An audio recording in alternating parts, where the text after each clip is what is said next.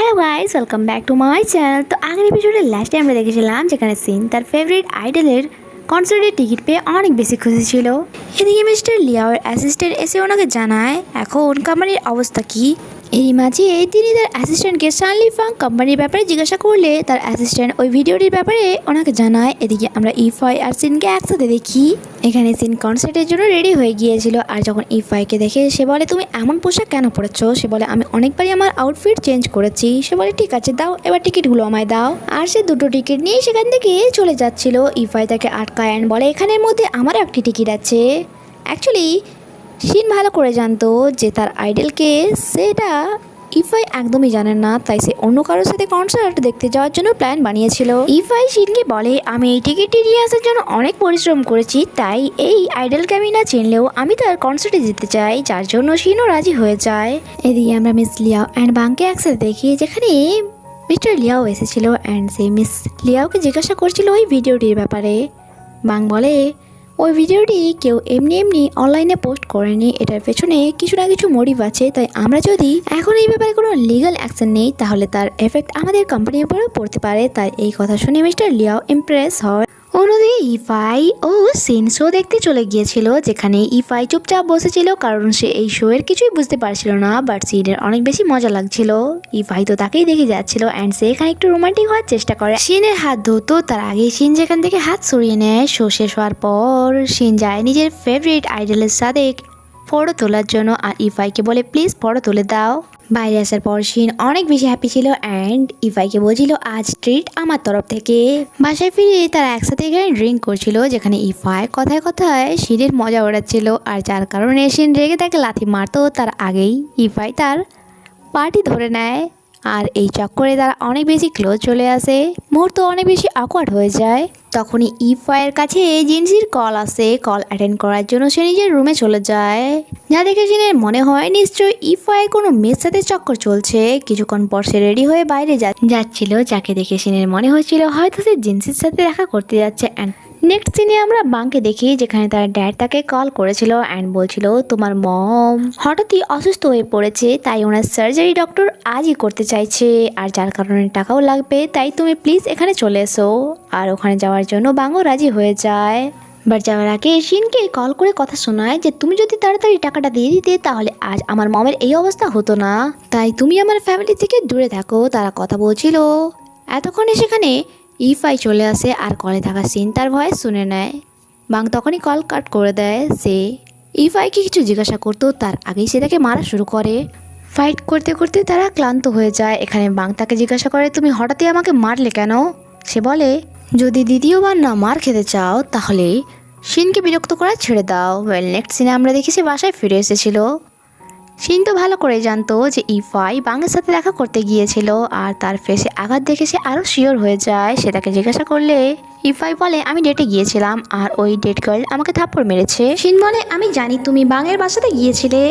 সে তার আঘাত লাগা জায়গায় মলম লাগাচ্ছিল, আর যা লাগাতে লাগাতে তারা অনেক বেশি ক্লোজ চলে আসে। ও অন্যদিকে আমরা বাংকে দেখি সে অনেক বেশি ইমোশনাল ছিল। তখনই তার ড্যাডের মেসেজ আসে তার কাছে যে তোমার মমের সার্জারি হয়ে গিয়েছে, তাও আবার সাকসেসফুলভাবে। নেক্সট ডে আমরা ইউকে দেখি যে তার ডান্স ক্লাসে ডান্স শেখাচ্ছিল, আর এখানে সকলে তার প্রশংসা করে যাচ্ছিল। লুয়ের মম এগিয়ে আসে আর তার সাথে ডান্স প্র্যাকটিস করা শুরু করে। ডান্স শেষ হওয়ার পর সে তার ক্লাসের রেজিস্ট্রেশন শুরু করে দেয়, যেখানে বেশিরভাগ লোকেরাই তার কাছে এই ক্লাস নিতে যাচ্ছিল। আর সেখানে বসে বসে চ্যাংউনের মম ওইসব স্টুডেন্টদের ফ্রি ক্লাস বলে নিজের দিকে টানতে চাইছিল। আর এক মেয়ে যখন তার দিকে যায় ক্লাস নেওয়ার জন্য, সে জোর করে তাকে তার ক্লাসে ভর্তি করিয়ে নেয়। অন্যদিকে আমরা লুকে দেখি যে ফাইনালি আজ দাঙ্গিউর সাথে দেখা করতে তার বাসায় গিয়েছিল, বাট সে তো বাসাতেই ছিল না। তাই সেই সিনকে কল করে জিজ্ঞাসা করে দাঙ্গিউ কোথায়। সে তার লোকেশন তাকে জানিয়ে দেয়। আর দাঙ্গিউন এসেছিল আজ একটি ক্যাফেতে ডেকোরেশন করার জন্য। সেখানে লু কিছুক্ষণের মধ্যে চলে আসে আর তাকে কথা বলার জন্য বাইরে নিয়ে যেতে চাইছিল, বাট সে অনেক বেশি বিজি ছিল।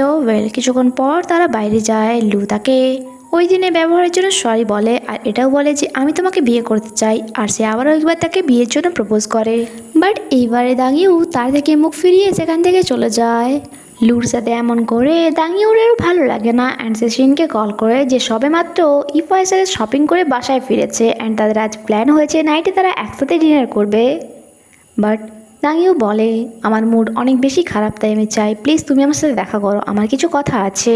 কল কাট করার পর শিন ইফাইকে বলে আজ আমি তোমার সাথে ডিনার করতে পারছি না, কারণ আমার কোথাও যাওয়ার আছে, তাই তুমি তোমার জিএফ এর সাথে ডিনার করে নাও। যা শুনে ইফাই বুঝতে পারে না যে সে এমনটা কেন বলছে। ওয়েল, সিনে চলে যাওয়ার পর ইফাই তার সমস্ত ফ্রেন্ডদেরকে কল করে আর তাদেরকে আজ রাত একসাথে পার্টি করার কথা বলে। শিন যখন দাঙিউর সাথে দেখা করতে আসে, দাঙিউ তাকে সব কিছু বলে আর এটাও জানায় যখন থেকে লুর সাথে আমার ব্রেকআপ হয়েছে তবে থেকে আমার মনে হচ্ছে আমার জীবনের খুব বড় একটি অংশ যেন হারিয়ে গিয়েছে। আমি বেশিরভাগ সময় এই ভাবনাতে ডুবে থাকি আর কিছু কিছু জিনিস নিয়ে অনেক বেশি কনফিউজ হই। তার এমন অবস্থা দেখে নিউ ইয়ারে তাকে একা ছাড়তে পারে না সিন আর তাকে নিজের বাসায় নিয়ে আসে। ও তাকে রেস্ট করতে বলে সে ইফাইয়ের রুমে নক করে, বাট ইফাই তো নিজের রুমে ছিলই না, তাই সে একাই ডিনার বানায়। অন্যদিকে আমরা চ্যাংয়নকে দেখি যেখানে চ্যাংয়নের মম ড্যাড আজ নিউ ইয়ারের রাতে কী রান্না হবে সেই নিয়েই তদারকি করছিল।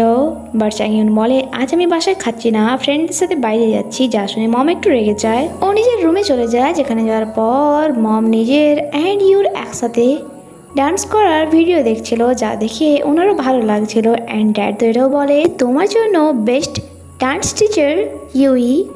যা শুনে মম খুশি হয়। অন্যদিকে আমরা শিন আর দাঙিওকে দেখি যারা একসাথে ডিনার করছিল। শিন তাকে লুর ব্যাপারে জিজ্ঞাসা করল, যা শুনে দাঙিও ইমোশনাল হয়ে যায় আর সে যাতে না কাঁদে তাই মজার সাথে ইউ তার একটি ফটো তোলে। দাঙিও তাকে তা ডিলিট করতে বলে। অন্যদিকে আমরা চ্যাংয়নের মম ড্যাডকে দেখি যেখানে ড্যাড চ্যাংয়নকে মেসেজ করে জানিয়ে দেয় যে এখন তোমাদের রিলেশনশিপে কিছু আশার আলো দেখতে পাচ্ছি আমি। যা শুনে চ্যাংয়ন খুশি হয়ে যায় কারণ সে এই সময় ইউর সাথেই ছিল, কারণ তার আজকের রাতটা একসাথে গেম খেলে কাটাবে ভেবেছিল। এদিকে বাসায় শিন দাঙিউকে বলছিল চলো তোমার মুড ফ্রেশ করার জন্য আমরা ক্যারিওতে যাই, আর ওখানেই এসেছিল ইফাই। এখানে তার ফ্রেন্ডরা তাকে জিন্সের সাথে ড্রিঙ্ক করতে বলে, তাই সে কলে কথা বলার অ্যাক্টিং করে বাইরে চলে আসে। আর ওখানে আমরা শিন আর দাঙ্গিউকে দেখি সিনের কাছে লুর কল আসে। যখন সে কলে দাঙ্গিউনের আওয়াজ শুনে সে জানতে পারে দাঙ্গিউ শিনের সাথেই আছে, তাই সে তাকে নিতে চলে যায়। এখানে শিন ও দাঙ্গিউ নিজেদের ব্রেকআপের কথা ভেবে অনেক বেশি স্যাড হচ্ছিল আর গান গাইছিল। তারা অনেক বেশি ড্রাঙ্ক হয়ে যায় যখন বাইরে আসে। এখানে দুজন লুচ্চা ব্যক্তি তাদের পেছনে পড়ে যায়। ইভেন তো তারা দাঙ্গিউকে ধরে সেখান থেকে নিয়ে যাচ্ছিল, বাট এন্ড টাইমে লু অ্যান্ড ইফাই সেখানে চলে আসে আর ওই দুই ব্যক্তির সাথে ফাইট করে। বাট কথায় আছে না কুকুরের ল্যাজ কখনো সোজা হয় না, তাই ওই লুচ্চা দুই ব্যক্তি নিজেদের ব্যাকআপের জন্য আরও কিছু ব্যক্তিকে কল করে ডাকে। যা শুনে শিন ঘাবড়ে যায় অ্যান্ড তাদেরকে বলে চলো তাড়াতাড়ি আমরা এখান থেকে পালিয়ে যাই। আর তখনই সেখানে অনেক ছেলে চলে আসে আর যাদেরকে দেখে তো ওই লুচ্চা দুই বদমাস সেখান থেকে পালায়। আর আমরা জানতে পারি এরা তো ইফাইয়ের ফ্রেন্ড ছিল। ইফাই তাদেরকে প্রমিস করেছিল আজ হ্যাপি নিউ ইয়ারের রাতটা ইফাই তাদের সাথে কাটাবে, তাই ইফাই দাঙ্গিউকে আর সিনকে নিজের সাথে নিয়ে তাদের সাথে চলে যায়, যেখানে ইফাই তার ফ্রেন্ডদের এক সাইডে বসিয়ে সিনের সাথে ডিনার করতে বসে পড়ে আর তাকে বকাও দেয় যে এভাবে একা রাতে বেরোনোটা তোমার ঠিক হয়নি। বাট সিন যেহেতু ড্রাঙ্ক ছিল তাই সে ইফাইয়ের কথা এত সিরিয়াস নেয় না, উল্টে তাকে জিজ্ঞাসা করে ডিনারে তুমি কি খেতে চাও। ইফাই বুঝতে পারে যে তার মাথায় কিছুই ঢুকছে না কারণ সে ড্রাঙ্ক অবস্থায় আছে। অন্যদিকে চ্যাংয়ন আর ইউ যারা গেম সেন্টারে ছিল তারা এখানে গেম জিতে গিয়েছিল, তাই এক্সাইটের মারে চ্যাংয়ন তাকে হাগ করে নেয়। বাট পরে রিয়েলাইজ করে বাট তার এভাবে হাগ করা ইউরও ভালো লেগেছিল। ওয়েল, এদিকে তারা চারজন ডিনার করছিল আর নিউ ইয়ারের কামডাউন শুরু হয়ে যায়। তারা অনেক বেশি হ্যাপি ছিল। এই চক্করে ইফাইয়ের হাত থেকে খাবার পড়ে যায় আর তাকে এই অবস্থায় দেখে শিন হাসাহাসি করে আর তাকে টিস্যু দিয়ে হেল্প করে। ওয়েল, সেলিব্রেশনের পর সে ইফাইকে বলে তুমি বাইরে যাও, লুর সাথে আমার একা কিছু কথা বলার আছে। তাই সেও তাদেরকে একা ছেড়ে নিজের ফ্রেন্ডদের কাছে চলে আসে। তার ফ্রেন্ডরা এখানে ডিনার করছিল। ইফাই বলে অ্যাকচুয়ালি সিন ও দাঙ্গিউ অনেক বেশি ড্রাঙ্ক অবস্থা আছে, তাই পার্টি ছেড়ে আমাকে এখন তাদেরকে বাসায় নিয়ে যেতে হবে। আর এই সব কিছু জিনিসও শুনছিল যার একদমই ভালো লাগছিল না। সেখানে শিন লুকে জিজ্ঞাসা করে তুমি কি এখনো দাঙ্গিউকে ভালোবাসো। লুও কোনো রকম কনফিউশন ছাড়াই ডাইরেক্ট বলে হ্যাঁ।